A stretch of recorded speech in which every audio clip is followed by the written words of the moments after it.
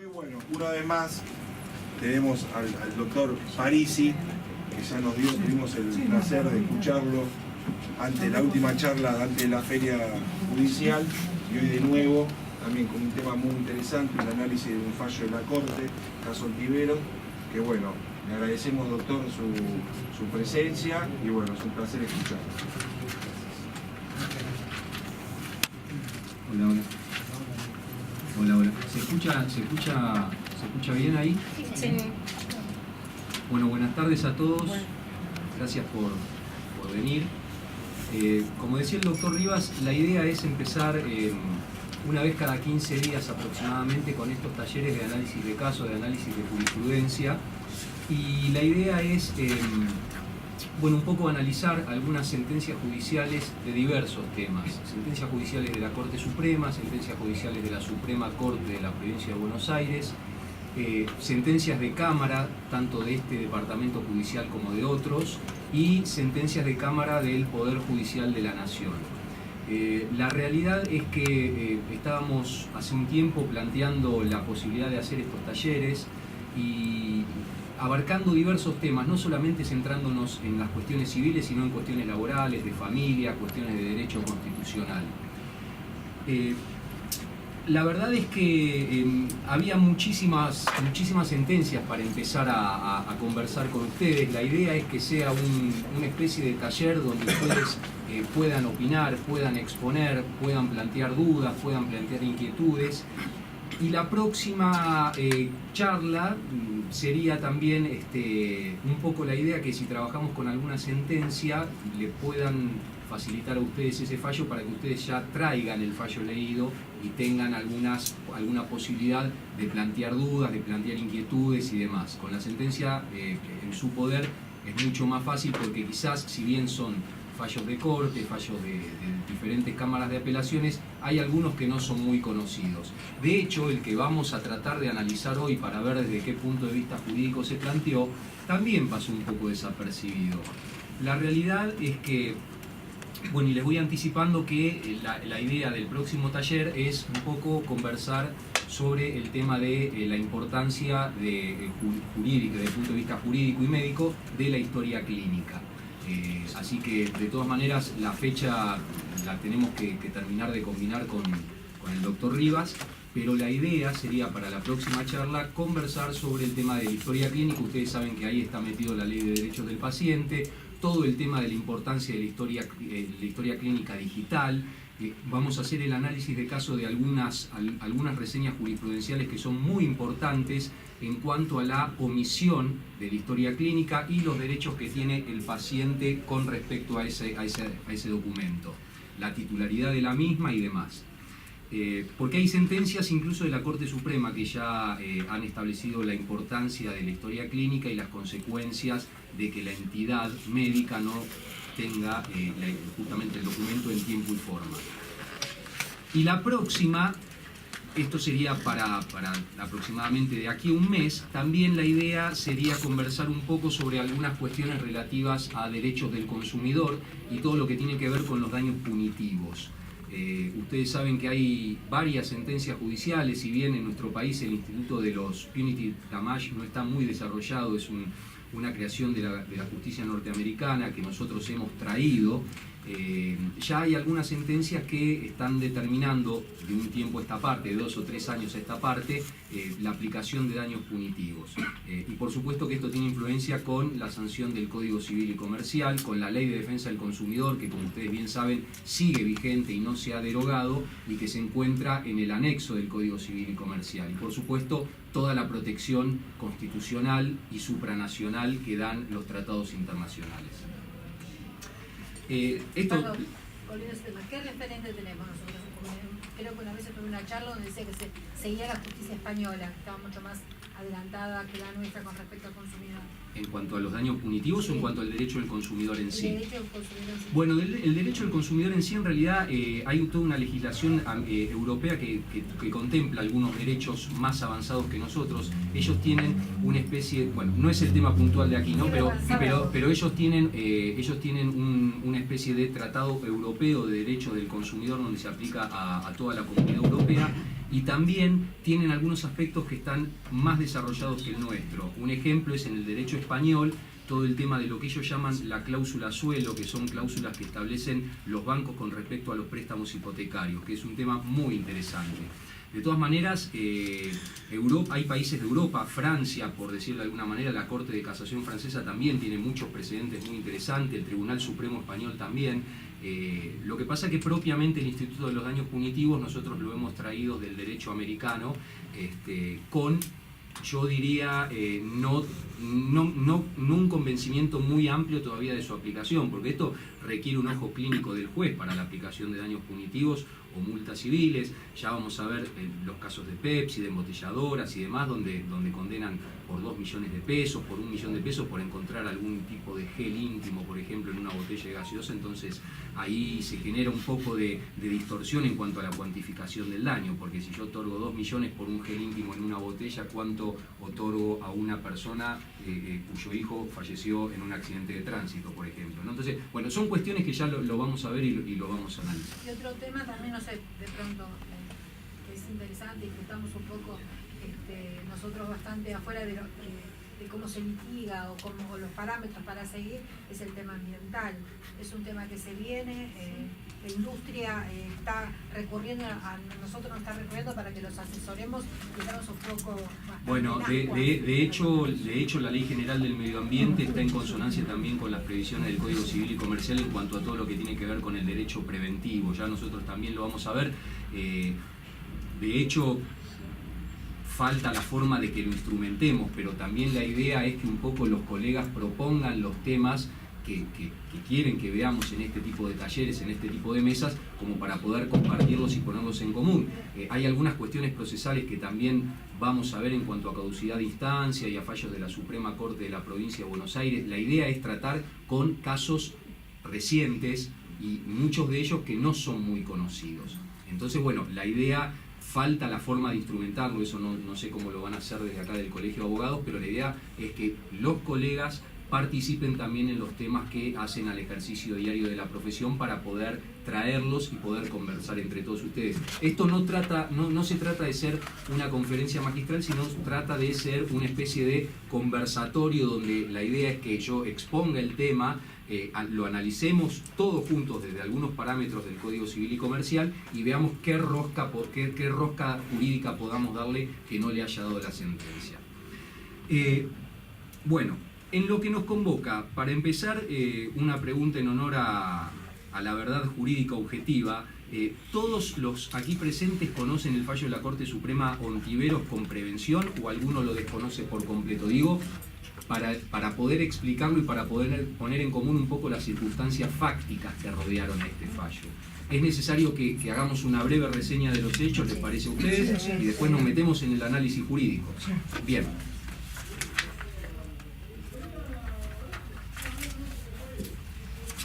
Estela Ontiveros era una jueza que se desempeñaba en la provincia de Mendoza. Una breve reseña de los hechos indica que esta jueza, un día, en ocasión de estar prestando servicios, funciones como magistrada, tiene un accidente de trabajo en su despacho donde se tropieza y a causa de ese tropiezo se le producen diversas lesiones de consideración en diferentes partes de su cuerpo. Por supuesto, no nos vamos a meter tanto en la cuestión de accidentes de trabajo, sino que hoy vamos a apuntar más que nada al tema de la cuantificación y a los rubros indemnizatorios. Esta persona solicita una compensación por ese daño, no acciona en virtud de la ley de riesgos del trabajo, sino que pide su inconstitucionalidad y acciona por la vía del derecho común, la vía civil exactamente. Esta causa llega a la Corte Suprema de Mendoza. La Corte Suprema de Mendoza hace lugar al reclamo de esta jueza por la vía civil y por las lesiones que había sufrido, pero disminuye considerablemente la indemnización que le habían otorgado los tribunales inferiores. Ya vamos a ver bien los montos, pero ya les anticipo que hizo una reducción de los montos de alrededor del 70%. Por ejemplo, uno de los rubros que se había reclamado, el daño moral, que ya vamos a ver que hoy no recibe más el nombre de daño moral en el Código Civil y Comercial, se había determinado en 500.000 pesos y la Suprema Corte de la provincia de Mendoza, que ustedes saben que en otro momento nos honró con la presencia de la doctora Kemelmacher de Carlucci, lo disminuyó a 200.000 pesos, argumentando una serie de cuestiones que nosotros vamos a ver a continuación. Por supuesto, esta jueza, ante la disconformidad del fallo de la Suprema Corte de Mendoza y ante la reducción de los rubros indemnizatorios, interpone recurso extraordinario federal, el cual es denegado por la Suprema Corte de la provincia de Mendoza, con lo cual no le queda otro remedio que interponer el recurso de queja ante la Corte Suprema de Justicia de la Nación. La Corte toma el recurso extraordinario, hace lugar a la queja por el recurso extraordinario y dicta una nueva sentencia elevando los rubros indemnizatorios. Les quiero anticipar que la sentencia de la Corte Suprema no ha salido por unanimidad, sino que ha obtenido una serie de votos mayoritarios, ha obtenido, por ejemplo, el doctor Lorenzetti ha votado en forma concurrente. Ustedes saben que el voto concurrente se caracteriza por coincidir en el fondo con la mayoría, pero en los considerandos expone argumentos distintos, y quien ha votado en disidencia es el doctor Rosenkrantz. Entonces, hay algunos argumentos muy interesantes en esta sentencia, que la idea es que nosotros lo podamos conversar el día de hoy. Uno de ellos es la cuestión de la reparación integral. En el análisis del fallo, la realidad es que muchas veces la Corte menciona que la sentencia de la Suprema Corte de Mendoza debe revocarse porque tiene que hacerse lugar a una reparación integral de los daños. Entonces, la realidad es que uno empieza a buscar y empieza a pensar qué significa reparar integralmente un daño causado, ¿no? Y la realidad es que lo ideal ante la causación de un daño es volver al estado anterior de ese perjuicio, pero no siempre se puede. En cuestiones de daño material, en algunas ocasiones eso es posible, pero en cuestiones de lesiones es más difícil. Entonces, claro, acá siempre se ha hablado de reparación integral. De hecho, ahora vamos a ver artículos del Código Civil y Comercial que contemplan esta reparación integral. Pero hace un tiempo, cierta parte de la doctrina se ha venido preguntando si verdaderamente existe una reparación integral. Porque pienso, por ejemplo, que ustedes saben que el Código Civil y Comercial, al igual que el Código Civil, establece un margen de cuáles son las consecuencias indemnizables ante un perjuicio. Quiero decir, por caso, un perjuicio determinado, el Código Civil y Comercial establece que las consecuencias remotas no deben ser indemnizadas porque no guardan relación causal con el perjuicio. Ustedes saben que ante un perjuicio, para la reparación, para que haya responsabilidad civil, los 4 elementos fundamentales: daño, factor de atribución, antijuridicidad y nexo de causalidad, eso ya lo tienen en claro. Pero claro, la realidad es que las consecuencias que no guarden relación causal con el perjuicio no van a ser indemnizadas. Entonces, acá la gente, algunos autores, alguna parte de la doctrina empieza a preguntarse si realmente se puede hablar de reparación integral. Porque reparación integral debe ser reparación absoluta del perjuicio causado. Y sin embargo, ¿cómo podemos hablar de reparación integral si hay ciertas cuestiones que no van a ser objeto de esa reparación porque no guardan relación causal con el perjuicio? Entonces, la primera pregunta es: ¿existe un verdadero derecho a la reparación integral? Yo les traje algunas sentencias y algo de doctrina. Ya les voy a decir el lugar donde ustedes lo van a poder encontrar, esto igual queda a disposición del colegio. Y fíjense, la primera cuestión que me llamó la atención en cuanto a si existe verdaderamente una reparación integral, que les aclaro, ya está siendo objeto de análisis por la Corte Interamericana de los Derechos Humanos, no es solamente nuestra Corte Suprema de Justicia, si existe el verdadero derecho a una reparación integral ante un perjuicio causado. Y buscando diferentes fallos encontré uno de Sergio García Ramírez, quien fue juez de la Corte Interamericana, y fíjense lo que dice respecto de esta reparación integral. Él dice: en el plano ideal, lo deseable sería que no hubiese violación y todo corriera en el cauce regular de la licitud. Bajo esta lógica, el remedio idóneo, cuando se ha presentado una violación, es restituir las cosas al estado que guardaban antes de que aquella ocurriera. En otros términos, negar jurídica y tácticamente la negación del derecho y restaurar su afirmación en los hechos. A esa cuestión atendería la reparación integral, que si se atuviese al ambicioso sentido literal de esta expresión tomada del derecho romano.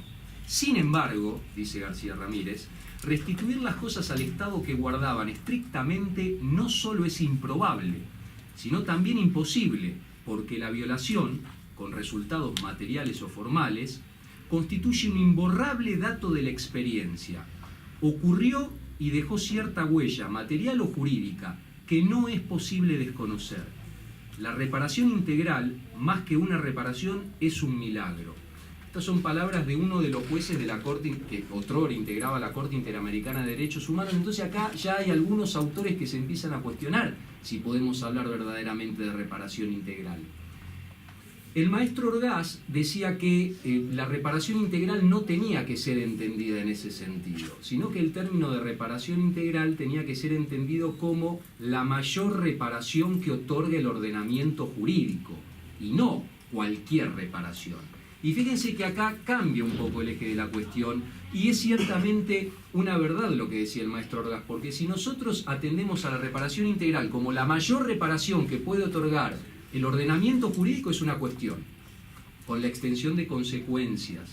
Y si nosotros decimos reparación integral a secas, parecería que eso es un concepto equivocado, porque evidentemente hay cuestiones y hay rubros y hay lesiones que van a quedar sin reparar, porque no guardan relación causal con el perjuicio. Entonces, una primera cuestión que es muy interesante analizar en la sentencia esta que nosotros vamos a ver es si verdaderamente existe un derecho a la reparación integral. Les quiero decir, a propósito de esto, que la reparación integral está expresamente contemplada en el Código Civil y Comercial, porque fíjense que en el del 1737 al 1748 el Código Civil y Comercial establece todos los rubros que deben ser resarcidos en cuanto al daño causado.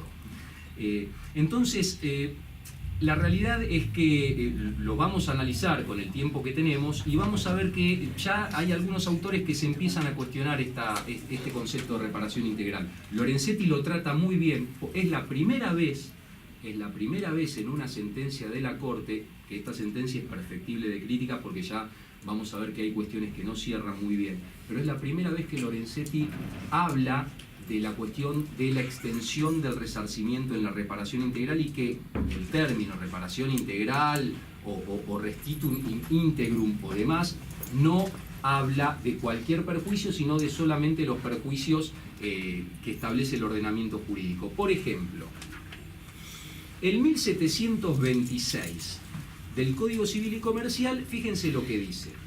Son reparables las consecuencias dañosas que tienen nexo adecuado de causalidad con el hecho productor del daño.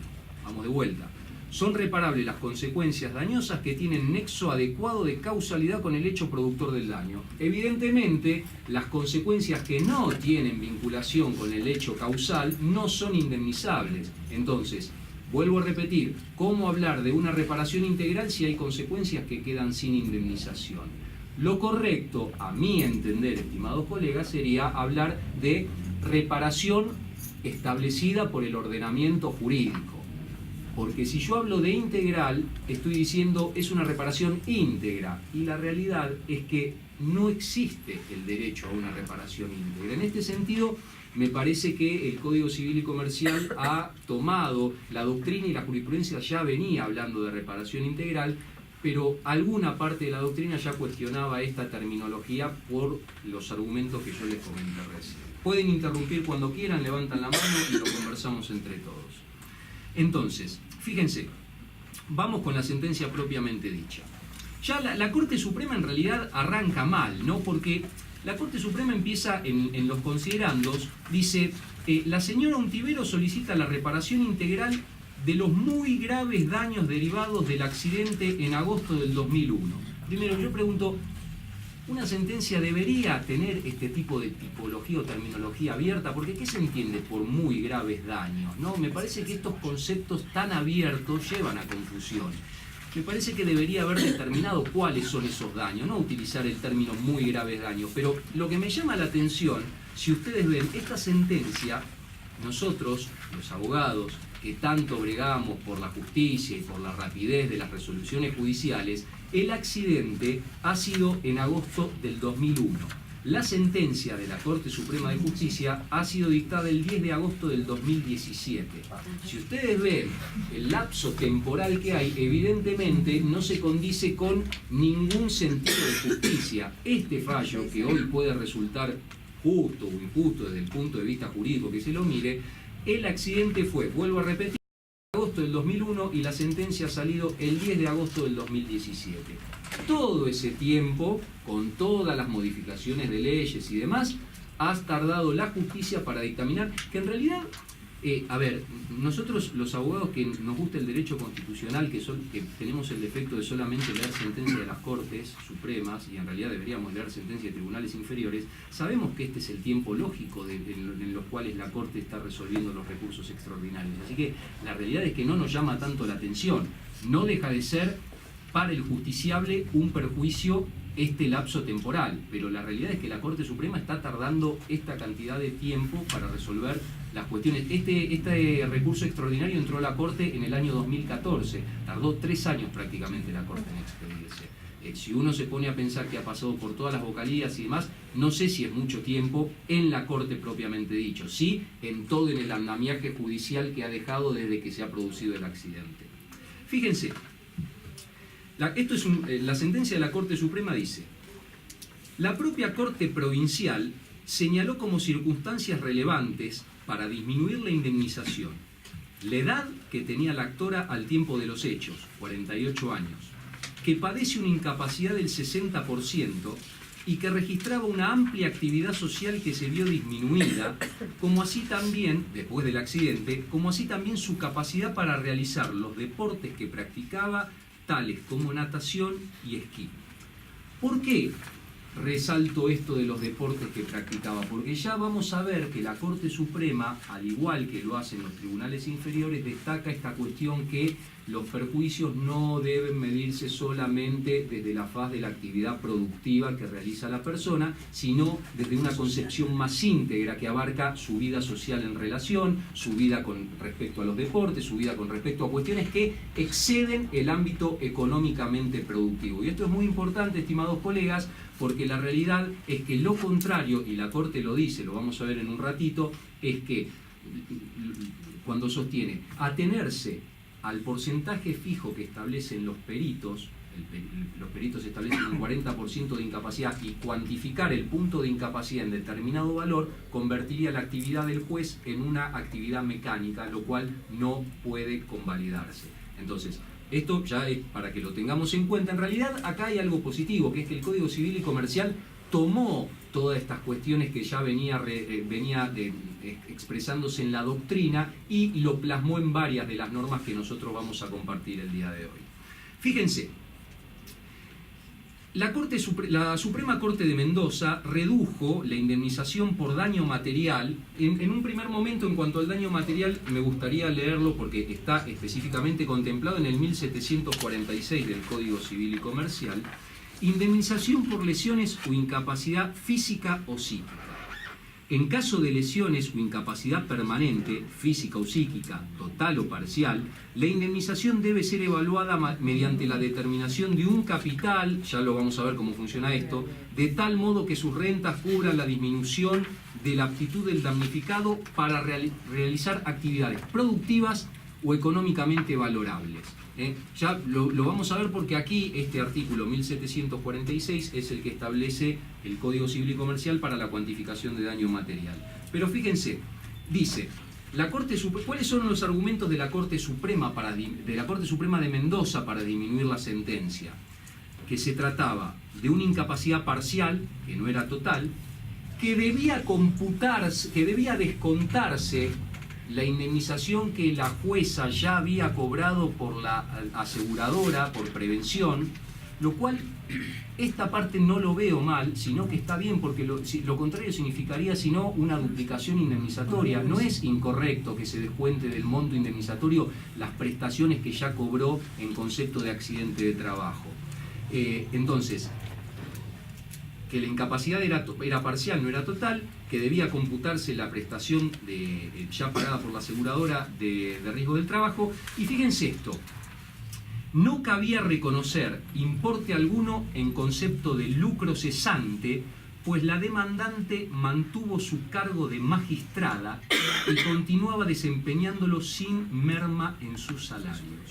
Ustedes saben que el lucro cesante está contemplado en el 1738 del Código Civil, cuando establece que la indemnización comprende la pérdida o disminución del patrimonio de la víctima, el lucro cesante en el beneficio económico esperado de acuerdo a la probabilidad objetiva de su obtención. Claro, acá la Suprema Corte de Mendoza dice, no, miren señores, acá no hay lucro cesante, porque la realidad es que la estabilidad del cargo de magistrada hace que no haya tenido ninguna pérdida que haya podido dejar de percibir. Lo que se discute más adelante, lo que sí la Corte discute más adelante, es el tema de si existió una pérdida de chance de ascenso de la magistrada. Pero no lucro cesante, esto lo dice la Corte de Mendoza, porque en realidad el lucro cesante es lo que hubiera podido o lo que perdió, o la posibilidad que perdió de percibir, ¿no? Posibilidad concreta. Acá no hay ninguna posibilidad concreta que dejó de percibir nada, porque la estabilidad del cargo hizo que haya seguido cobrando como magistrada. Y fíjense, esto sí es muy interesante, porque otro argumento que utilizó la Suprema Corte de Mendoza para disminuir la indemnización dijo, en realidad el daño moral otorgado fue excesivo. ¿Por qué fue excesivo? Porque nosotros, así dijo la Corte de Mendoza, porque nosotros lo comparamos con otros montos indemnizatorios otorgados por otros tribunales, y estos montos indemnizatorios de otros tribunales han sido inferiores. Por lo tanto, debe disminuirse el monto otorgado por daño moral. Lo cual en realidad es cierto. Yo hace poco discutía con unos colegas y una cuestión son las cosas que uno ve en las sentencias judiciales y otro desde el punto de vista técnico-jurídico, porque la realidad es que la mayoría, yo le diría un 90% de las sentencias judiciales dicen que el daño moral no tiene por qué guardar vinculación con el daño material. Y la realidad es que si ustedes, yo me he dedicado bastante a leer y a comparar sentencias judiciales, y la realidad es que no me ha costado encontrar alguna sentencia judicial, por ejemplo, donde el daño moral haya sido mayor que el daño material. En cuestiones estamos hablando de accidentes de cierta consideración, ¿verdad? No en sentencias que otorgan solamente el rubro de daño moral. Y la realidad es que, mis estimados colegas, los jueces hacen guardar vinculación al daño moral, hoy extrapatrimonial, hacen guardar vinculación al daño moral con relación al perjuicio material. Aun cuando ellos mismos en la sentencia dicen que no tiene por qué guardar necesariamente ninguna relación. Ustedes me preguntan a mí, la realidad es que yo pienso que no tiene que existir ninguna vinculación entre el daño moral y el daño material. Las sentencias dicen esto, pero a la hora de cuantificar no lo aplican. Porque a la hora de cuantificar, la realidad es que si ustedes hacen el interesante ejercicio de ver cómo son las condenas de daño moral y daño material, se van a dar cuenta que en el 90% de los casos el daño moral, los jueces lo cuantifican en un 50% de lo que es el perjuicio material. Tómense este trabajo, hagan un análisis rápido de la cuantificación, hay buscadores en internet, en la página del Poder Judicial de la Nación, esto es de fácil acceso, y ustedes se van a dar cuenta que lo que los jueces otorgan en concepto de daño moral, por lo general ronda la mitad de lo que otorgaron por perjuicios materiales. Entonces, ¿cómo poder decir que no hay ninguna vinculación? Los jueces lo dicen, pero la realidad es que siempre establecen una relación de daño moral y daño material, aun cuando en verdad no debería existir. Fíjense. Perdón, doctor. Sí. Esto surge porque, ¿cómo se mide el daño moral? Si no tienen un punto de referencia. Bueno, justamente los propios jueces lo que dicen es que el punto de referencia para la cuantificación del daño moral son los antecedentes jurisprudenciales. Eso, y eso es una realidad, porque esto ya hablaba el maestro Iribarne, decía, es como ponerle precio al daño moral, ¿no? Es la cuantificación del dolor, y en realidad esto es muy difícil porque es una labor que tiene que llevar el juez de forma interior, digamos. Nadie puede cuantificar el dolor del otro, por lo menos en términos de daño moral. En perjuicios de incapacidad o daño material es un poco más plausible la cuantificación, pero en cuanto al daño moral, la realidad es que los jueces están cuantificando en base a los precedentes jurisprudenciales, de eso no hay ninguna duda. Lo que sucede es que aquí la Corte, ya que lo adelantamos, la Corte no critica, la Corte Suprema. Cuando hablo de Corte Suprema vamos a referirnos por un tema de terminología a la Nacional Suprema Corte de Mendoza, ¿está bien? O Mendoza. La Corte Suprema lo que dice es que Mendoza no hizo mal en comparar precedentes jurisprudenciales para la cuantificación del daño moral, sino que el error fue comparar precedentes que no guardaban similitud fáctica con el caso de la jueza, en cuanto a edad, en cuanto a funciones, en cuanto a ingresos y demás. Entonces dice, bueno, está bien tomar un punto como punto de partida una comparación jurisprudencial. Lo que no es correcto es tomar casos, que incluso Mendoza los ha nombrado expresamente, con circunstancias fácticas diferentes a las que nosotros tenemos que aplicar acá. La realidad es que, como le decía, doctora, es que en cuanto al daño moral, hoy extrapatrimonial, pero fíjense una cosa, ahora quiero aclarar algo de esto en cuanto al daño moral y extrapatrimonial.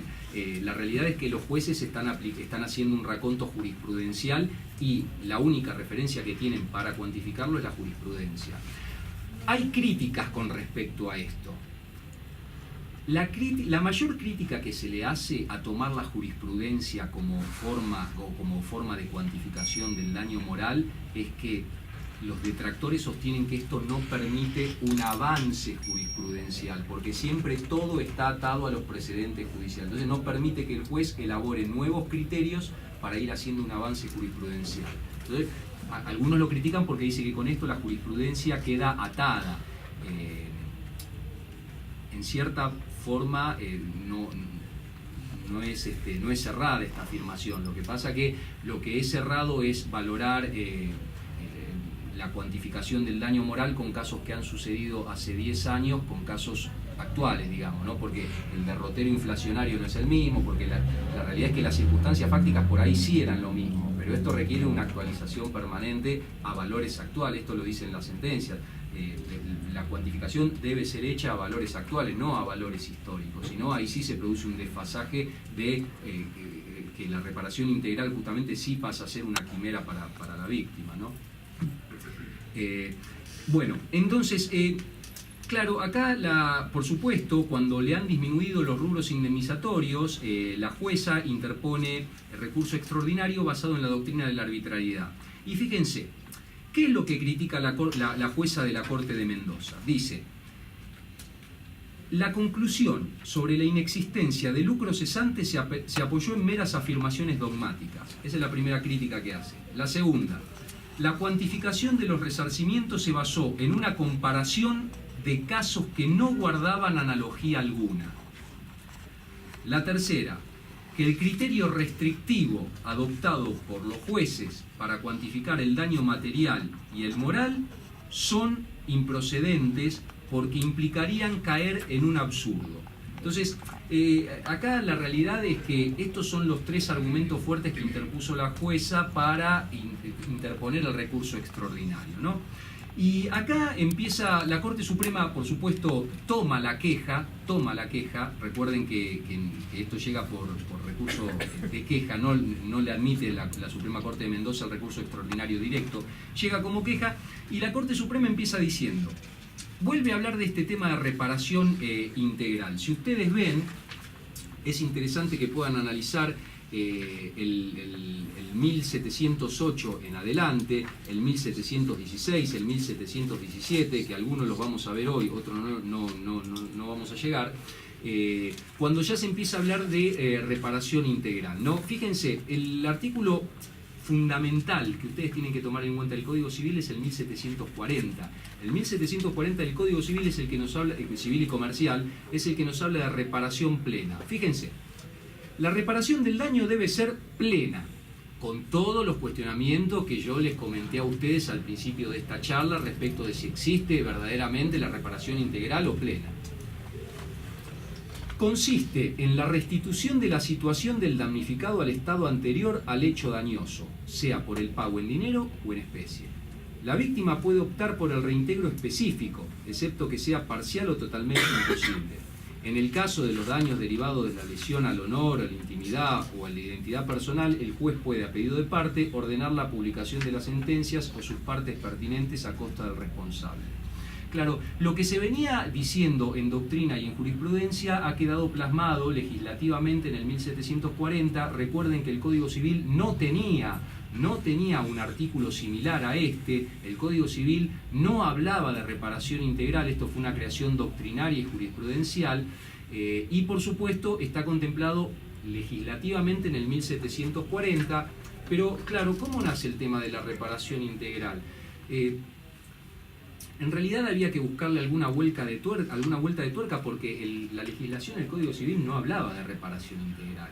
Entonces, claro, se empezaron a dar cuenta que la Constitución podía realizarse una analogía, ¿no? Y fíjense, el famoso alterum non ladere, que mucha gente no sabe, pero en realidad el alterum non ladere, que es el deber genérico de no dañar a otro y que está al revés, porque si ustedes se dan cuenta, alterum non ladere, o sea, a nadie dañar, está al revés de cómo se pronuncia, estaba contemplado en el artículo 19 de la Constitución. Las acciones privadas de los hombres que de ningún modo ofendan al orden y a la moral pública ni perjudiquen a un tercero están solo reservadas a Dios y exentas de la autoridad de los magistrados.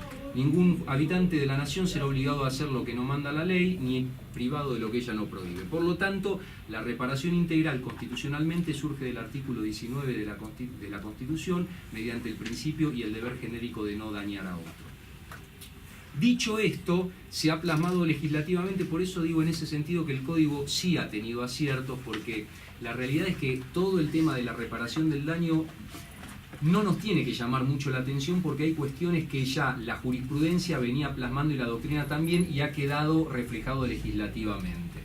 Entonces, fíjense, les quiero decir algo. Hay muchos que están hablando de la desaparición del daño moral, y partamos de la base que hay dos géneros de daños indemnizables: los daños patrimoniales y los daños extrapatrimoniales. No existe un tercer género, esto ya lo dijo la Corte Suprema, y aunque la Corte Interamericana ha establecido en algunas sentencias que hay algún tercer género de reparación. Ahí entramos todo un debate del derecho supranacional que escapa al objeto de esta conferencia, pero la Corte Suprema ha dicho que no hay un tertium generus de la reparación, que solamente se reparan los daños patrimoniales y extrapatrimoniales. Y muchos hablan de que el daño moral en el Código Civil y Comercial ha desaparecido y no se llama más daño moral, se llama consecuencias no patrimoniales. Pero fíjense, leyendo el Código Civil y Comercial, yo me encuentro con que en realidad no sé si puede hablarse de la desaparición completa del daño moral. Porque hay un artículo que es el 744, inciso F, que habla, fíjense, el 744, inciso F,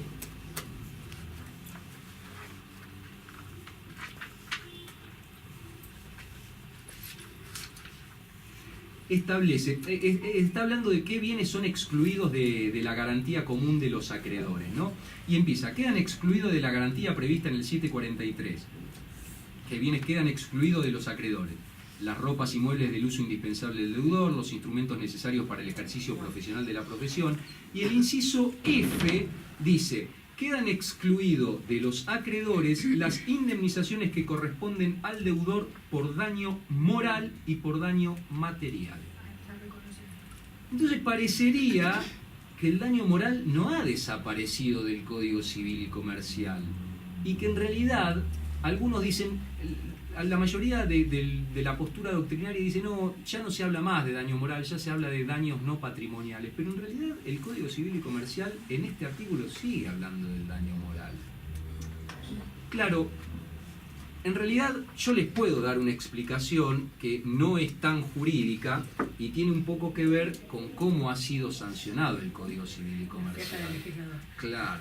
Lo que sucede es que el Código Civil y Comercial ha tenido, lo que ha faltado, Vélez hizo el Código Civil y lo recopiló él solo.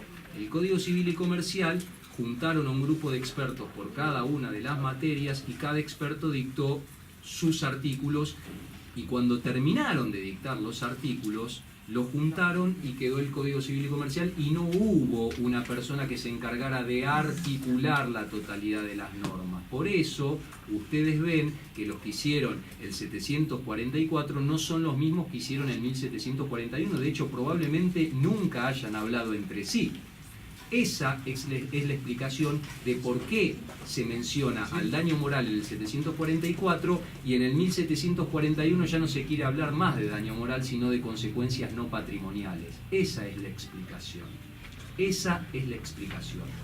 Por lo tanto, estimados colegas, yo les diría que cuando alguien les diga que el Código Civil y Comercial eliminó el daño moral, yo les mencionaría el 744 inciso F y les diría, la realidad es que el daño moral está ahí como excluido de la garantía de los acreedores, pero verdaderamente el Código Civil y Comercial lo menciona, así que yo no sé si ha desaparecido. ¿Tiene que ver con una cuestión terminológica? Sí, puede ser, pero la realidad es que no ha desaparecido, porque el 744 inciso F lo menciona.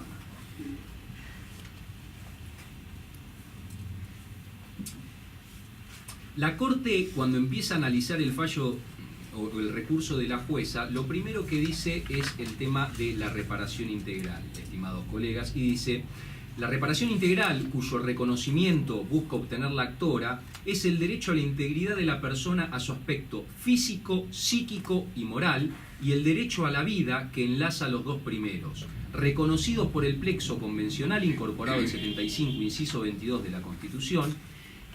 Estimados colegas, el 75, inciso 22, no le da jerarquía constitucional a todos los tratados, no le da jerarquía superior a la Constitución a todos los tratados internacionales, sino a los tratados internacionales de derechos humanos que están expresamente contemplados, no a todos los tratados. Hay una confusión muy grande en cuanto a esto, y no todos los tratados internacionales tienen jerarquía superior a la Constitución. Esto es importante, esto es un análisis de derecho constitucional que es importante que lo hagan, porque hay una confusión muy grande y hay colegas que yo escucho y que piensan que todos los tratados internacionales tienen jerarquía superior a la Constitución, y no es así. Solo los tratados internacionales de derechos humanos a los que hace referencia el 75, inciso 22. Aclarado esto, yo les recomendaría que si ustedes tienen un caso de daños y perjuicios, invoquen sin lugar a dudas la Declaración Americana de los... porque esto lo hace la Corte, la propia Corte lo hace, la Declaración Americana de los Derechos y Deberes del Hombre, el artículo 1, el artículo 3 de la Declaración Universal de los Derechos Humanos, el 4, 5 y 21 del Pacto de San José de Costa Rica, el 6 del Pacto Internacional de los Derechos Civiles y Políticos. Fíjense que no hay, la realidad es que no hay muchas sentencias que vean la invocación de estos pactos internacionales en cuanto a la cuantificación del daño y en cuanto al reclamo de daños y perjuicios. Ustedes ya ven que la Corte está empezando, ya hizo en otros fallos anteriores referencia, pero aquí, que es lo que nosotros nos toca analizar, es acertado que ustedes lo puedan mencionar en cada demanda judicial, porque se trata de pactos internacionales a los que hace referencia la Corte Suprema. Entonces, primer argumento de la Corte: reparación integral. Hay que tomar en cuenta la reparación integral para ver si está bien o está mal la disminución de los montos indemnizatorios que hizo la Corte de Mendoza a la actora. Segundo elemento a tomar en cuenta de la Corte: el deber de violación de no dañar, que es el famoso artículo 19 de la Constitución Nacional, dice: no se logra si el resarcimiento, producto de la utilización de facultades discrecionales de los jueces, resulta en valores insignificantes en relación con la entidad del daño. Vuelvo a repetir esto porque es muy importante. La reparación integral y la violación del deber de no dañar no se logra si el resarcimiento resulta en valores insignificantes en relación con la entidad del daño resarcible. Y esto es fundamental. La reparación integral es un principio basal de la reparación del sistema civil. Les quiero decir esto: La Corte habla de reparación integral, pero habla de reparación integral en las acciones civiles, no en las acciones enmarcadas por la Ley de Riesgos del Trabajo. En las acciones de la Ley de Riesgos del Trabajo, la Corte no habla de reparación integral. Aquí no, fue por la declaración de inconstitucionalidad y por la vía civil, pero la Corte dice expresamente que cuando se acciona, la reparación integral es un principio de la persona, pero en el ámbito civil. Que en el ámbito de la Ley de Riesgo del Trabajo, que ustedes saben que está tarifada, no se puede hablar de reparación integral ahí. Esto es importante para que lo tengan en cuenta, porque hay colegas que interponen por accidente de trabajo sin plantear la inconstitucionalidad. Bueno, actualmente hay todo un debate que ya no es cuestión de esta charla, pero reparación integral, por favor, estimados colegas, cuando vamos por la acción civil. Cuando vamos por la acción de la Ley de Riesgo del Trabajo, no podemos hablar de reparación integral. Esto lo dice la Corte. Fíjense, la indemnización integral, la Corte usa diferentes terminologías que cuando se refiere a lo mismo: reparación integral, indemnización integral, reparación plena, estamos todos hablando de lo mismo. La indemnización integral por lesiones debe reparar la disminución permanente de la aptitud del damnificado para realizar actividades productivas o económicamente valorables. Si ustedes ven, es prácticamente el 1746. El 1746 dice: lesiones o incapacidad permanente, física o psíquica, total o parcial, la indemnización debe ser evaluada mediante la determinación de un capital, que sus rentas cubran la disminución del damnificado para realizar actividades productivas o económicamente valorables. Está hablando prácticamente de lo mismo. Y fíjense esto sí que es muy importante. La Corte dice lo siguiente: la incapacidad física del trabajador suele producirle un serio perjuicio en su vida en relación. Ese perjuicio debe ser objeto de reparación al margen de lo que pueda corresponder por el menoscabo de la actividad productiva y del daño moral. Acá lo que la Corte está diciendo es: estimados colegas, a la hora de la cuantificación no podemos apuntar solamente a lo que produce económicamente la persona, sino hay que atender a toda su vida en relaciones. Así que esto es muy importante porque nos permite no atarnos, por ejemplo, al porcentaje de una pericia. Entonces, a la hora de la cuantificación del daño, tomen en cuenta que el único parámetro que se cuantifica no es la actividad productiva, sino todas aquellas actividades que desarrollaba la víctima, que no necesariamente tienen que ser productivas y valuables económicamente. Fíjense. Perdón, ¿cómo la mensuramos? Bueno, lo que pasa que ahí, ¿cómo se va a terminar mensurando? En la práctica se va a terminar... A ver, hay distintas formas de mensurarlo.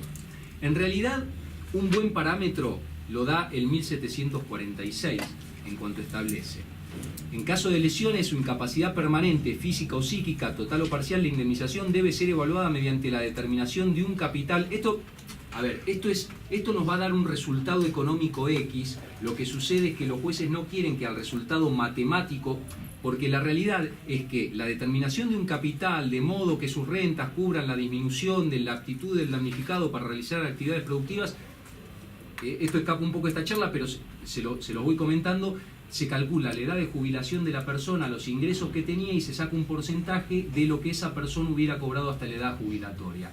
La realidad es que los jueces lo que no quieren es que esto se atenga a cálculos matemáticos y se tome ese único parámetro de reparación, porque acá los jueces dicen: si usted toma ese parámetro y solamente cuantifica eso, en realidad me está dejando afuera todas las otras actividades que desarrollaba la persona que no tienen que ver con la productividad económica.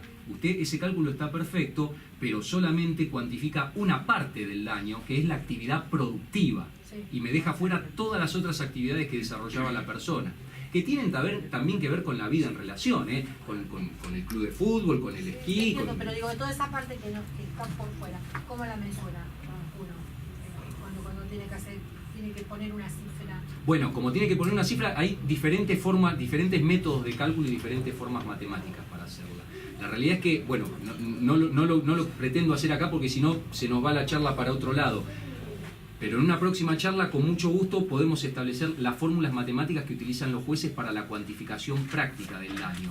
Porque hay algunos que utilizan, tiene que ver con accidentes del trabajo. Yo estoy en dos. Totalmente, sí, tiene que... Hay diferentes criterios y no en todas partes, en todas las jurisdicciones se aplican de forma similar. Hay jurisdicciones que aplican la famosa fórmula Woto, hay algunas otras jurisdicciones que aplican la fórmula Testa. Hay diferentes formas de cuantificar el daño que tiene que ver con operaciones matemáticas, pero lo que nos concierne esta charla, porque si no ya es bastante más complicado, porque además eso habría que tomarlo sobre un caso concreto, con edad de la persona, con circunstancias y actividades que realizaba la persona y demás. Pero lo que sí podemos hacer es un taller de cuantificación que establezca los rubros. Sí, igualmente les voy anticipando algo. La realidad es que la jurisprudencia cobra un papel fundamental en eso, porque la verdad de los hechos es que los jueces toman en cuenta parámetros jurisprudenciales para esto. A mi entender es un error, porque no todos los casos son similares y aquí hay que determinar la edad de la víctima, los perjuicios sufridos, la vida en relación que tenía, porque si yo cuantifico a todos iguales, yo no puedo hacer el cálculo de decir, todos los que ganaban 10.000 y eran varones y tuvieron un accidente a los 46 años y se iban a jubilar a tal edad. Entonces, todos el cálculo da lo mismo. La realidad es que no lo puedo cuantificar de esa forma, porque si no estoy incurriendo en el error que justamente la Corte me dice no lo haga, que es tomar en cuenta solamente la parte productiva de la víctima, y eso no lo puedo hacer. Tengo que tomar en cuenta todo el grupo de actividades que desarrollaba la persona. Entonces, para eso sí podemos hacer un taller de casos para ver cómo la jurisprudencia ha ido aplicando las diferentes fórmulas. Pero les aclaro que las fórmulas en su momento, ahora medio que un poco se dejó de lado, pero las fórmulas establecidas por la Ley de Riesgo del Trabajo en su momento fueron tomadas en cuenta por los jueces civiles para cuantificar una parte del perjuicio, no toda. Después a ese resultado le agregaban toda la vida en relación de la persona que no tenía que ver con las actividades económicamente mensurables. Pero un taller de casos prácticos para ver cuánto se cuantifica, sobre todo esa parte tan subjetiva. Sobre todo lo que tiene que ver con la determinación del daño moral también, ¿no? Porque me parece que acá yo tengo una tabla comparativa de sentencias donde la realidad es que indica que el daño moral ha sido cuantificado de una manera muy diferente en casos medianamente similares.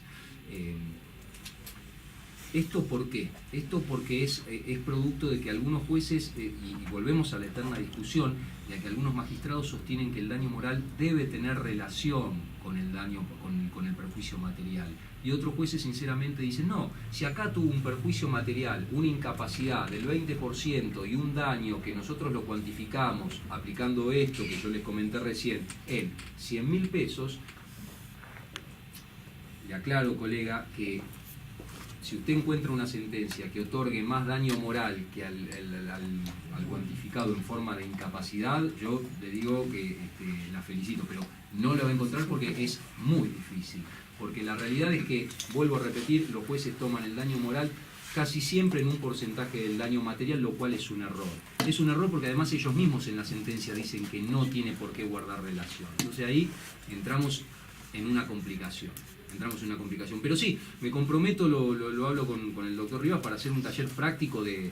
Ahora no sé tan pronto porque los dos temas que vienen con el tema de la historia clínica y los daños punitivos, que también la cuantificación de daño punitivo es un tema, ya los tenemos más o menos establecidos, pero después por supuesto, y es más, podemos tomar como parámetro las cuantificaciones que ha establecido la Suprema Corte de la Provincia de Buenos Aires, aunque la cuestión del quantum, lo que la Suprema Corte de Buenos Aires dice es que es ajeno al recurso que ella tiene que entender y que es una facultad privativa de los jueces de grado.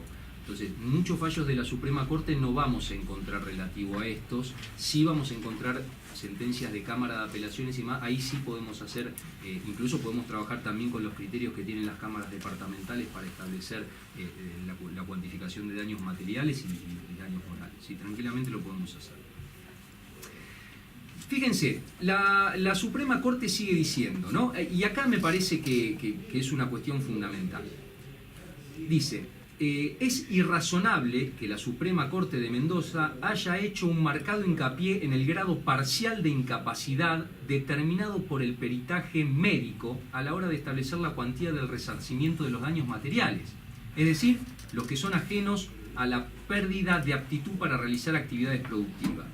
Corresponde, en cambio, esto sí me parece importante que lo tomen en cuenta, valorar desde una perspectiva más amplia la grave afectación de la actividad social y deportiva de la actora y examinar incluso si las consecuencias del accidente privaron a la magistrada de la posibilidad futura de ascender en su carrera judicial. Acá empieza a mezclar un poco la Corte, porque en realidad lo que se refiere que cuando dice que si la posibilidad futura de ascender en su carrera judicial, está hablando ni más ni menos que de pérdida de chance. Entonces acá me mezcló la pérdida de chance con la parte social y deportiva de la actora, que tiene que ver con la cuantificación de la incapacidad. Son dos cosas distintas y no se pueden mezclar.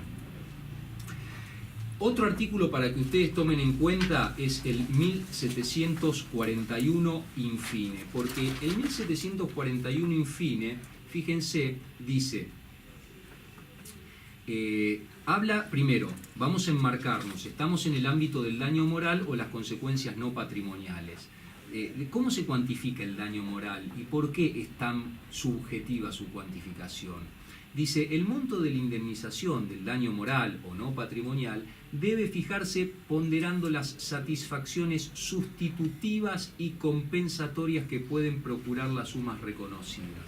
Acá los jueces dicen, bueno, mire, evidentemente nada va a poder hacer que se olvide o que haya sucedido, como que el daño nunca ha sucedido. Sin embargo, la función del dinero, hay un artículo muy interesante que es la de la función social del dinero. Dice, la función del dinero en determinados casos puede llegar a otorgar ciertas satisfacciones sustitutivas para la víctima. Por ejemplo, que con ese dinero se vaya de viaje, se tome vacaciones, se compre un vehículo, se vaya a tal lado. Entonces, esta es la función social del dinero. Los jueces dicen, no estamos diciendo que esto tenga un valor mensurable económicamente, pero sí cuando las satisfacciones sustitutivas que puede otorgar el dinero en la vida en la víctima, solamente hay que tomarlo en cuenta para el daño moral o el daño extrapatrimonial.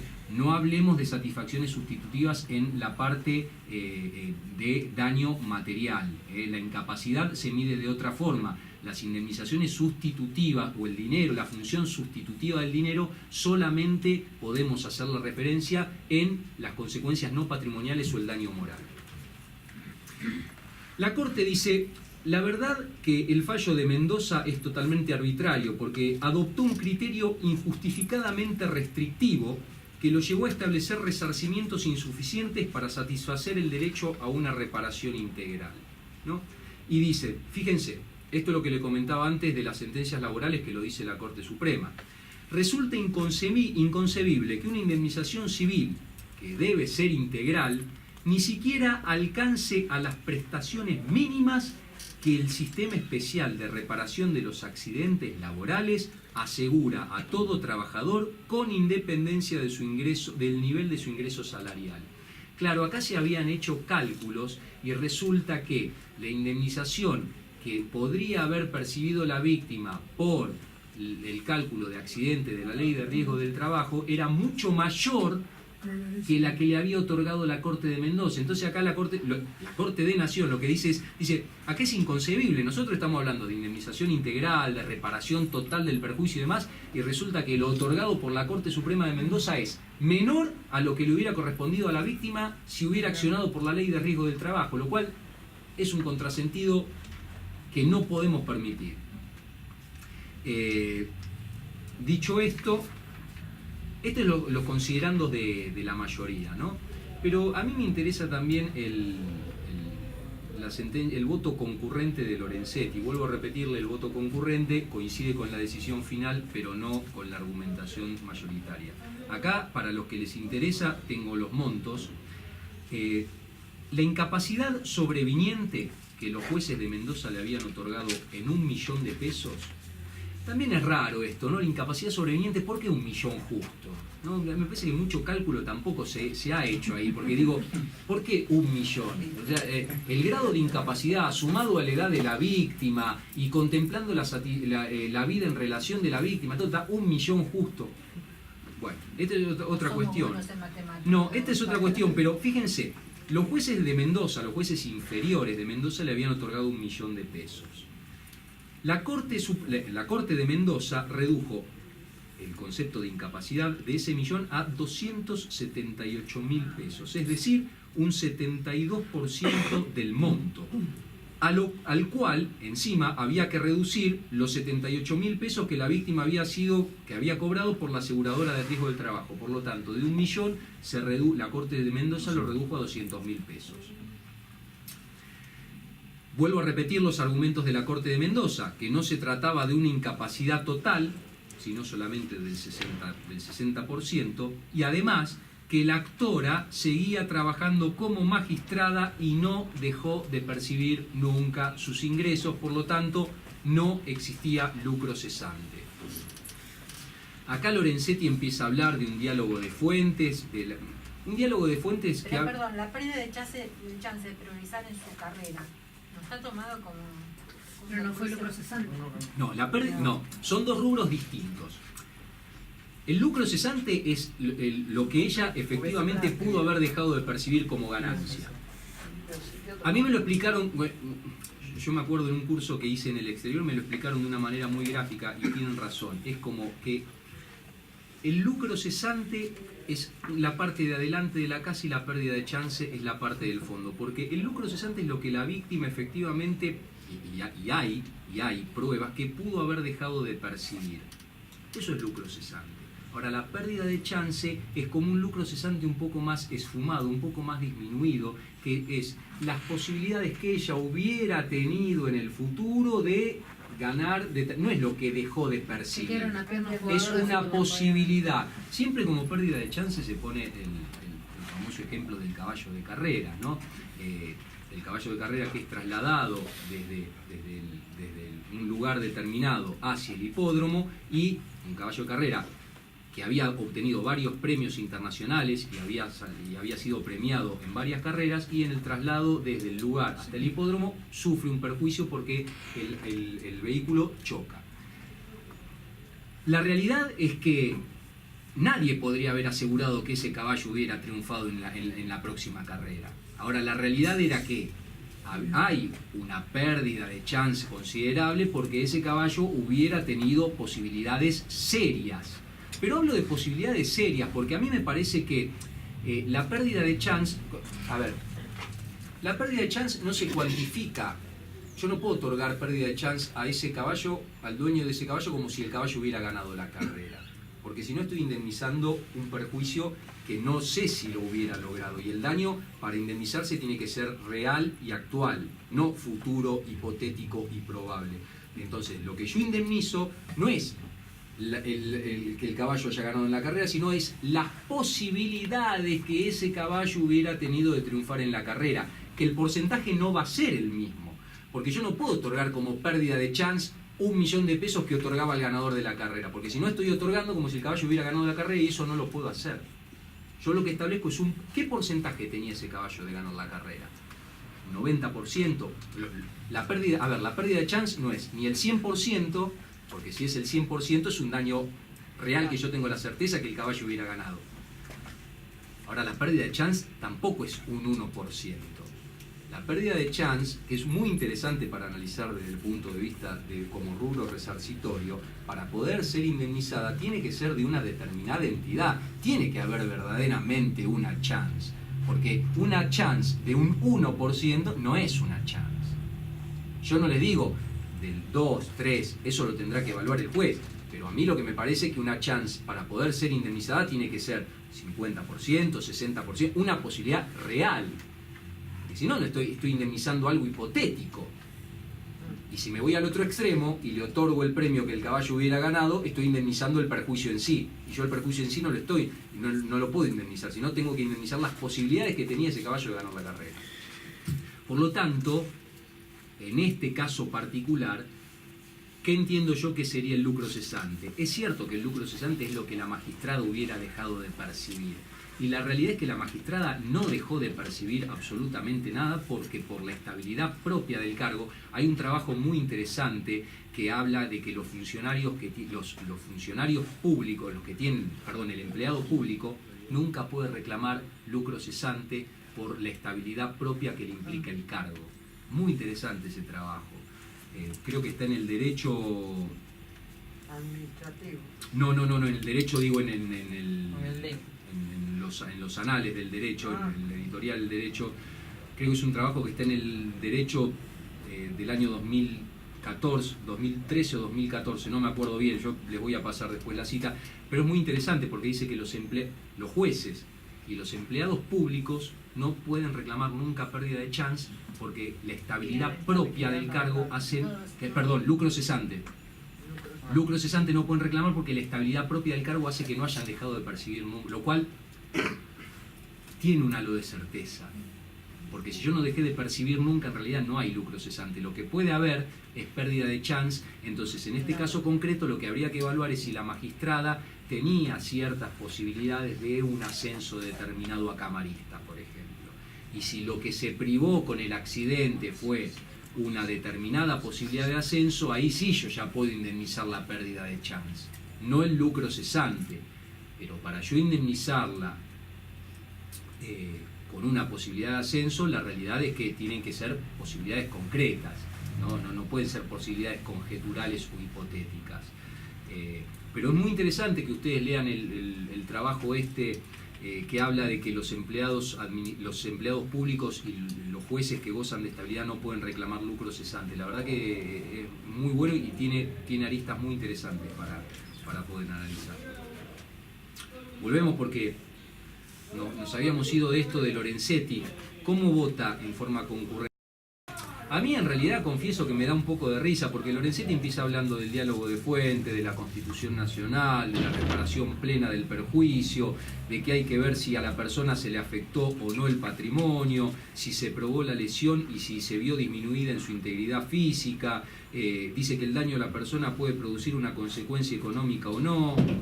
La realidad es que Lorenzetti dice todo esto y después me saca una sentencia donde declara que la franquicia no es... que es oponible a la víctima, y ahí ya uno dice, bueno, la reparación integral en realidad existe o no, porque lo más cómico de Lorenzetti es que uno lee los libros que él escribió en el último tiempo antes de ser juez y dice exactamente lo contrario de lo que habla en la sentencia. Entonces, digo, esto es para llamar la atención. Y otra cosa que también siempre me he cuestionado es si es éticamente, una cuestión ética y no tanto, si es correcto que 3 de los redactores del Código Civil y Comercial sean integrantes de la Corte Suprema de Justicia. Y pregunto, si llegara a plantearse un caso de alguna inconstitucionalidad del Código Civil y Comercial, Lorenzetti, Elena Hayton, ¿no debieran excusarse de intervenir siendo que ellos intervinieron como redactores del Código? ¿Sería éticamente correcto que ellos fallaran sobre algo que ellos mismos redactaron? Es un tema para analizar en otro contexto, pero que no deja de ser interesante, ¿no?, para tomar en cuenta. Así que, bueno, Lorenzetti sigue diciendo la reparación plena, pero fíjense lo que dice. Acá hay algo que tiene razón y que tiene que ver con el tema de la reparación plena. Dice, la doctrina y el código hablan de reparación plena.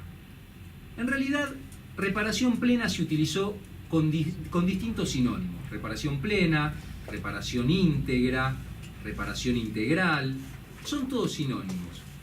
Pero dice que la reparación debe ser plena en el sentido, y esto pasa desapercibido, pero me parece el mejor análisis de la sentencia, esta parte.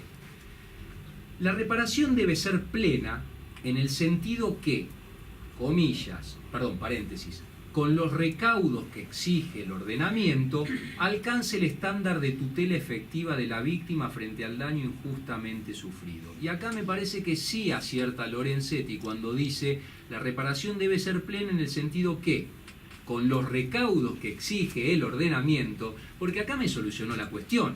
Porque una cosa es decir, la reparación debe ser plena, y otra cosa es decir, la reparación debe ser plena con los recaudos que exige el ordenamiento. Y es correcto hablar de reparación plena con los recaudos que exige el ordenamiento, porque ya ahí que estoy diciendo, reparación plena con las consecuencias que puedan atribuirse causalmente al hecho, porque, por ejemplo, hay muchas circunstancias en las que las consecuencias, o el caso, las consecuencias fortuitas no son indemnizables y quedan fuera de la reparación plena. Entonces, me parece bien que se haga referencia a la reparación plena con los recaudos que exige el ordenamiento, porque ya con esto ya le pongo el nexo de causalidad, hasta dónde deben ser indemnizadas las consecuencias y demás. Si hablo de reparación plena secas, ahí me parece que es una cuestión que no es del todo acertada.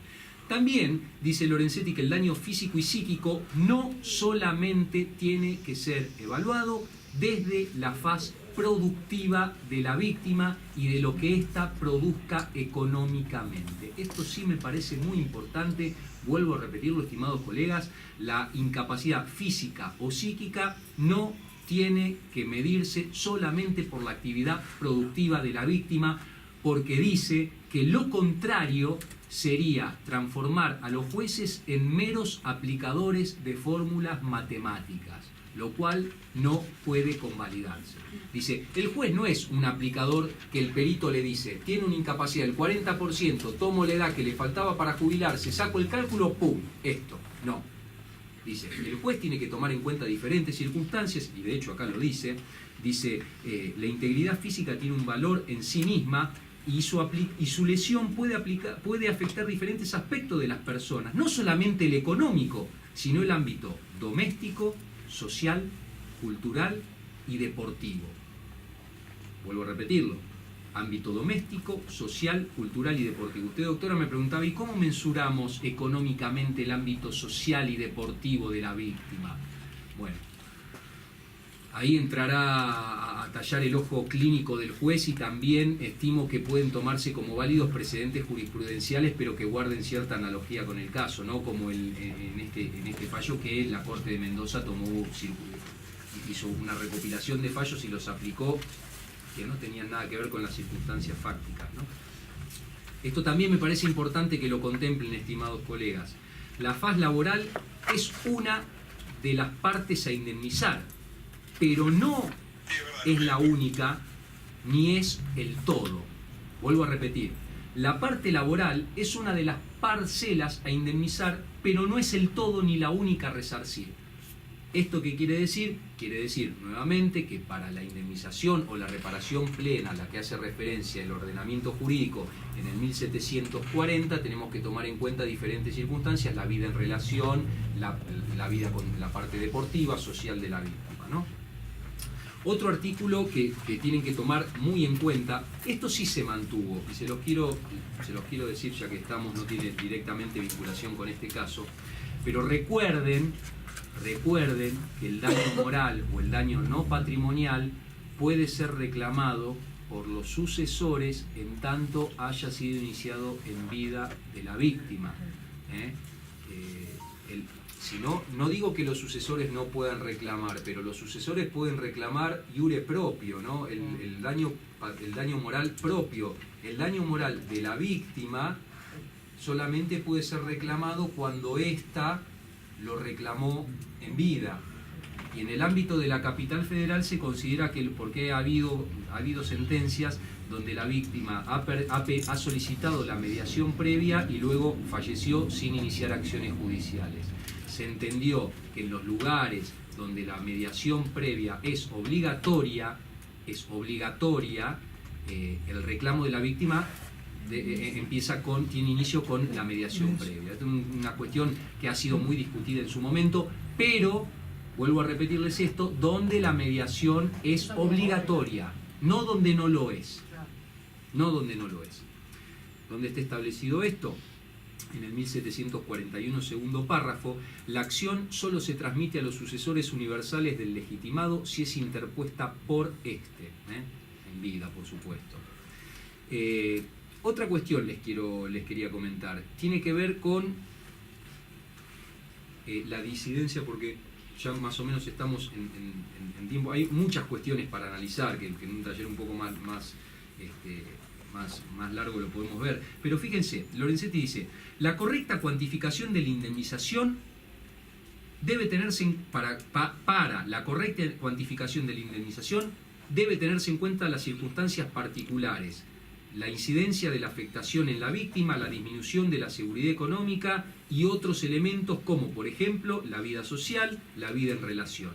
Les quiero decir algo, para que una sentencia esté, ustedes van a ver las sentencias que dicen el daño moral o a la hora de cuantificar, porque los jueces tienen el deber de justificar las sentencias, y van a ver que muchas sentencias dicen la persona de determinada edad, determinadas circunstancias sociales, con tal trabajo y demás, los jueces siempre mencionan eso porque la jurisprudencia considera que la mención de esas cuestiones particulares de la víctima hacen a la justificación de la sentencia, y sin eso no estaría justificado el quantum del rubro.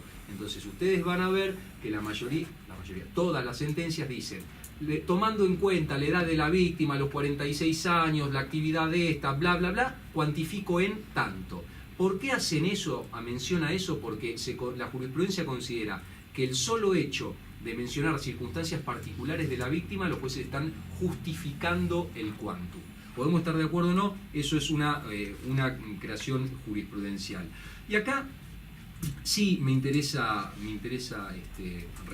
remarcarles esto para vuestras demandas.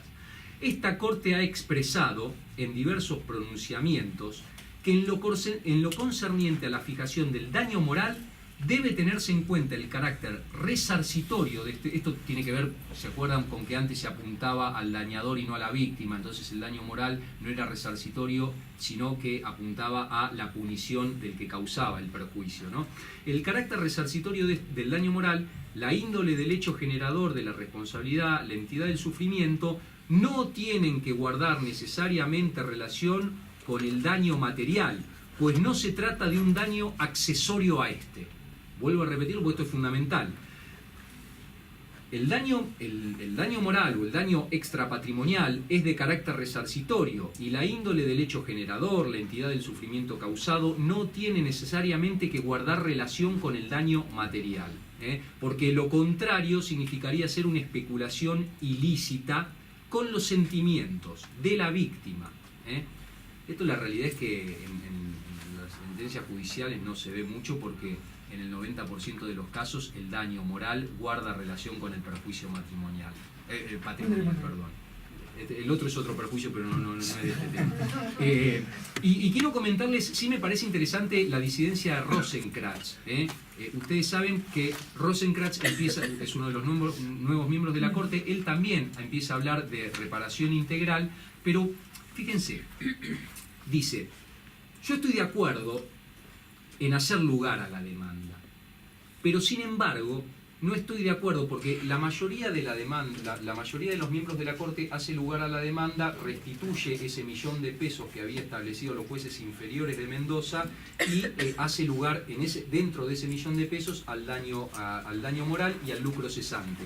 Y Rosenkranz es el que tiene el que manifiesta, dice, no, eso está mal, porque en realidad yo estoy de acuerdo con que la víctima debe ser indemnizada, con que no solamente hay que atenerse a parámetros matemáticos, con que hay que tomar en cuenta la vida en relación y demás, pero no podemos darle a la víctima, como hizo la mayoría, el lucro cesante. ¿Por qué? Porque el lucro cesante, dice, respecto a esta mujer, que vuelvo a repetir, que era jueza, y respecto también de los empleados públicos, no procede porque al mantener sus ingresos no se producirá el desequilibrio patrimonial que le impide solventar los gastos necesarios para la subsistencia y de su grupo familiar. Por ende, es legítimo reducir la indemnización si es altamente probable que la actora continúe desempeñándose en el cargo de magistrada en los años por venir.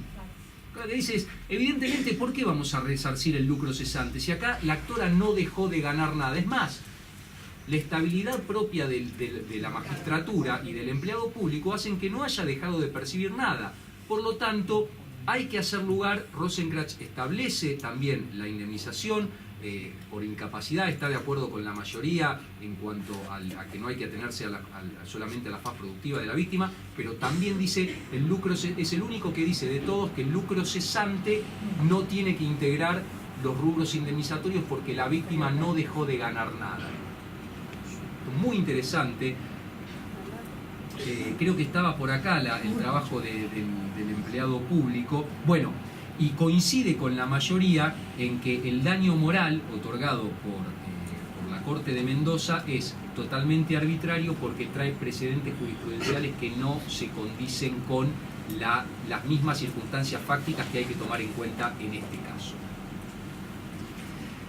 También repite esto, dice, como dice la mayoría, es muy importante que al momento de la reparación no solamente atendamos a la faz productiva de la víctima, sino a toda su vida en relación, actividad social, deportiva, etc.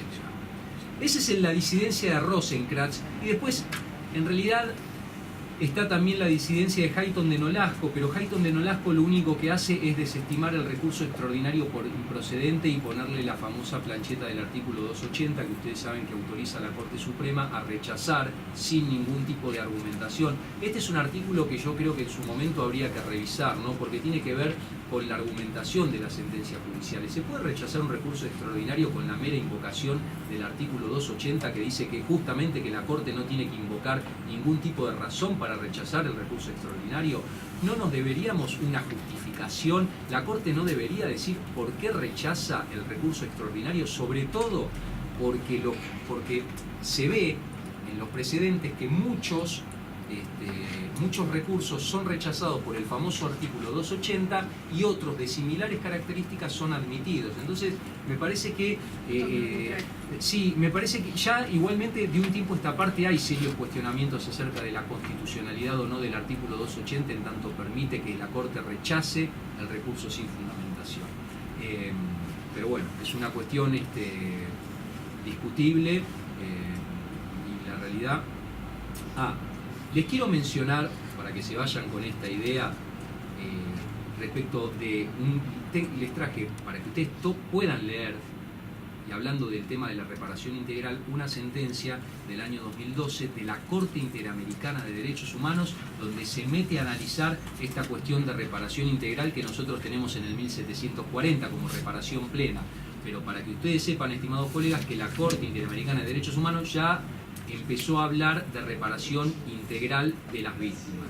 Es un caso, el caso es Masacre de Santo Domingo versus Colombia. Es una sentencia del 30 de noviembre del año 2012. El caso Masacre de Santo Domingo versus Colombia del 30 de noviembre del 2012. Es cierto que no involucra a la Argentina este fallo. Y es cierto que la Corte en Fontevecchia parece haber dado un poco vuelta a la taba, pero les quiero decir que hay muchos que sostienen que, incluso la Corte lo ha hecho en muchos de los casos, que las sentencias y las recomendaciones de la propia Corte Interamericana son obligatorias para nuestro país, incluso cuando nuestro país no sea parte de ello. Así que les digo como para que tomen en cuenta. Y otra sentencia que no pueden dejar de leer, porque en esa sentencia se empezó a hablar, es una sentencia anterior aquí, no es una sentencia de 1986, es una sentencia donde ya la Corte ahí empezó a hablar de que todo, no hablaba de reparación integral todavía, no se la jugaba tanto, pero decía que todos los rubros debían ser resarcidos y no podía quedar la víctima sin indemnización. Esto era por el caso, es un caso muy trágico, la sentencia es Santa Coloma. Es un caso muy trágico donde fallecen los hijos de una familia en un accidente de tránsito que está involucrado, hay involucrado una cuestión de que los atropella no los atropella un tren, pero es un accidente en la ruta donde fallecen los hijos y no le querían otorgar indemnización por daño moral a los padres y demás. Ahí es el primer fallo de la Corte Suprema donde se empieza a hablar de que todos los rubros deben ser indemnizados para la víctima. De Santa Coloma, y es de 1986. La realidad es que hay mucho más para analizar, no tenemos mucho tiempo. Una sentencia judicial no es fácil analizar una sentencia judicial en poco tiempo, sobre todo porque hay que tomar en cuenta, ustedes saben que la parte decisoria no es la misma que los óbiter, ustedes saben que los considerandos se analizan de una determinada forma, la parte resolutiva se analiza de otra. De todas formas, cuando ustedes vengan con las sentencias leídas que ya les van a llegar, vamos a poder hacerlo un poco más dinámico porque ustedes ya van a saber dónde hacer hincapié, en qué cuestión fundamental, porque van a poder traer sus dudas. Este caso no, porque no lo conocían, pero váyanse con la idea de que si hay una sentencia de la Corte que empieza a hablar firmemente de reparación integral haciendo eje en el 1740 del Código Civil y Comercial, es este. Ontivero Estela Maris con prevención ART. Es una sentencia del 10 de agosto. La idea es traer reseñas jurisprudenciales recientes para que podamos trabajar sobre la actualidad. El 10 de agosto del 2017. Vuelvo a repetirles, para ustedes y para las personas que ustedes quieran recomendar, falta fijar la fecha, pero en las próximas charlas vamos a estar hablando de la historia clínica, todo lo que tiene que ver con los derechos del paciente y con la omisión de tener en tiempo y forma la historia clínica y cómo los precedentes jurisprudenciales han ido evolucionando en este sentido, condenando a las clínicas. Les aclaro algo, los establecimientos y las instituciones de salud son responsables por el solo hecho de no tener la historia clínica. Después vamos a ver cómo se cuantifica. Pero por el solo hecho de no tener la historia clínica, sobre todo porque crea una fuerte presunción en su contra. Lo que pasa es que ahí también vamos a hablar del tema de los establecimientos públicos, porque ustedes saben que por la nueva ley de responsabilidad del Estado, los establecimientos públicos quedan afuera de todo el ámbito de la aplicación de las leyes civiles y todavía no hay un solo fallo de la Suprema Corte de la Provincia de Buenos Aires que aplique el tema de los establecimientos tanto públicos, educativos, como de salud públicos, ¿no?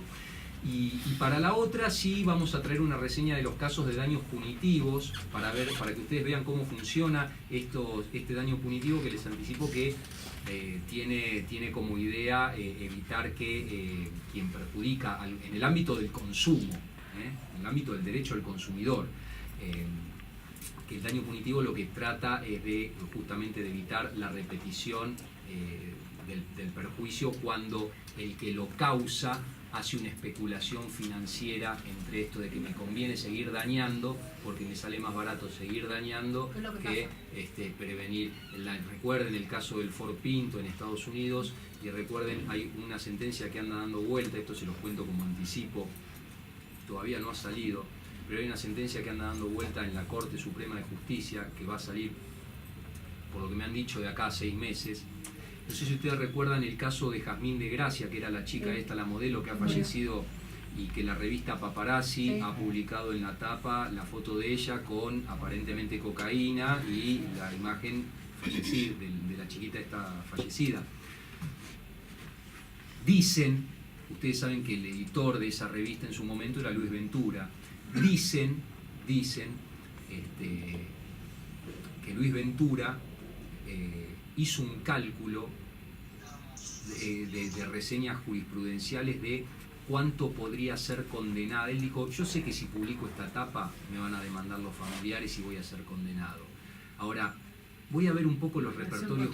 Claro, voy a analizar un poco los repertorios jurisprudenciales. Y los repertorios jurisprudenciales indican que estoy siendo condenado en 200, 300 mil pesos en promedio. Hizo un cálculo y esa tirada de la revista Paparazzi recaudó 1.200.000 pesos. Con lo cual, el cálculo costo-beneficio era, causo el perjuicio, a sabiendas que lo voy a causar, me sale más barato y obtengo ganancia aún causándolo y reparándolo. Están hablando que la Corte Suprema sacaría una sentencia condenando, esto sí sería histórico, condenando a esta revista por los daños punitivos, sobre todo porque no hay muchos fallos de la Corte Suprema que anden dando vueltas relativos a este tema. Hay algunos pero tienen que ver con asociaciones de consumidores, no con reclamos individuales. Así que anda dando vuelta un fallo de la Corte que aparentemente, por lo que me dijeron a mí, iba a salir. Ahora con esta nueva composición todavía se está demorando un poco más porque están consensuando determinados votos porque lo quieren sacar por unanimidad, porque ustedes saben que el efecto de un voto por unanimidad no es lo mismo que el efecto de un voto con disidencias, así que está dando vuelta por ahí y está por salir. No creo que salga antes que nosotros tengamos la charla, pero de todas formas vamos a ver reseñas jurisprudenciales, sobre todo en daños punitivos que son desproporcionados. Recuerdo por ahí el tema del Banco de Galicia, que fue condenado en Bahía Blanca en daños punitivos también. 1 millón de pesos de daño punitivo. ¿Por qué 1 millón de pesos justo? ¿no? Sobre todo porque el tema de los daños punitivos también hay algunos que dicen que hay formas de calcularlo, que no es a ojómetro judicial, que hay forma de calcular los daños punitivos, sobre todo para que tengan una cierta previsibilidad, ¿no? Y vamos a ver que es muy interesante también el análisis de quienes consideran que son inconstitucionales, porque dicen que son propios del derecho penal y que no se pueden aplicar al ámbito civil y del consumo, porque en realidad dicen que al daño punitivo, al no estar establecido la pena, Bueno, están corriendo en un delito. pero no por esa justificación, sino porque dicen que al no tener establecida una pena, el daño punitivo, es propio del ámbito penal. Y como en el ámbito penal no hay ningún crimen sin ley previa que establezca la sanción, lo agarran la inconstitucionalidad por ese lado. Hoy es la doctrina minoritaria, pero no deja de ser interesante poder plantearlo para que lo podamos debatir aquí. Así que, por supuesto que este es el primero de esta serie de talleres donde analizamos, la idea es analizar sentencias recientes y sentencias que tengan valor. Hay una por ahí que anda dando vuelta que también tengo muchas ganas de que la traigamos acá para poder analizarla, que es una condena al Hotel General Paz.